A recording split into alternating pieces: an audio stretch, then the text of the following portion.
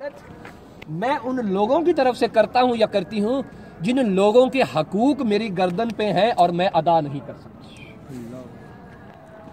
تاکہ قیامت میں جب ثقلین نقوی کے گریبان میں کسی کا ہاتھ آئے کہ آپ نے 5 روپے دینے ہیں، فَمَن يَعْمَلْ مِثْقَالَ ذَرَّةٍ خَيْرٍ يَرَهُ وَمَن يَعْمَلْ مِثْقَالَ ذَرَّةٍ شَرٍّ، ذرا برابر بدی ذرا برابر نیکی وہاں دکھائی جائے گی، ٹھیک ہے۔ جب ہاتھ آئے بھائی 5 روپے تو نہیں دے سکا، لیکن مولا علی کی بارگاہ میں جا کے آپ کی نیابت میں سلام کیا تھا، فوری فرشتہ آئے گا زیارت علی کا ثواب لینا ہے یا 5 روپے لینا؟ کیا بات، واہ واہ واہ۔ مجھے نہیں معلوم آپ نے سفر میرے ساتھ کیا کہ نہیں کیا۔ 5 روپے،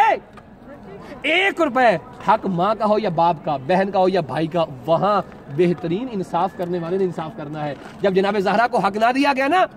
اور لوٹایا گیا، وہاں بی بی کا ایک جملہ موجود ہے، اب میں نام نہیں لے رہا، ٹھیک ہے، بی بی نے اس سے کہا کہ اے